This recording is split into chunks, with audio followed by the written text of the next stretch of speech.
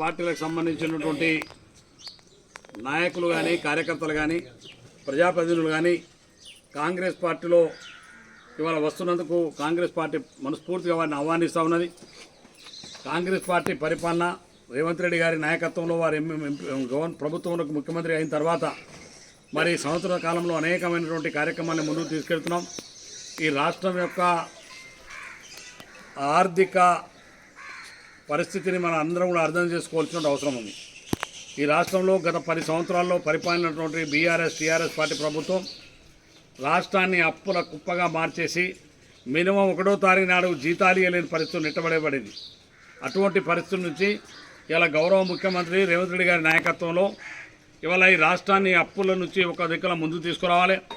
మరి ఏదైతే ఎన్నికల్లో ఇచ్చినటువంటి ప్రతి హామీని నిలబెట్టుకోవాలి, ఇచ్చిన మాట నిలబెట్టుకొని మరి ప్రభుత్వం అనేకమైనటువంటి సంక్షేమ అభివృద్ధి కార్యక్రమాలను ముందుకు తీసుకెళ్లాలన్నదే గౌరవ ముఖ్యమంత్రి రేవంత్ గారి ఆలోచన.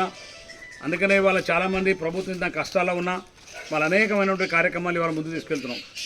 ముఖ్యంగా ఈ రాష్ట్రంలో కానీ జిల్లాలో మిగతా పరిస్థితిని వదిలిపెడితే మరి దేవరకొండ పట్టణానికి సంబంధించి నాకు చాలా మటుకు నేను రోజువారీగా చైర్మన్ గారితో కానీ మా పుణ్యంకటేశ్వరతో కానీ మిగతా మిత్రులతోటి ఈ టౌన్లో తిరిగేటప్పుడు నాకు చాలా బాధ కలిగిస్తున్నది, సిగ్గనిపిస్తుంది ఒక దగ్గర.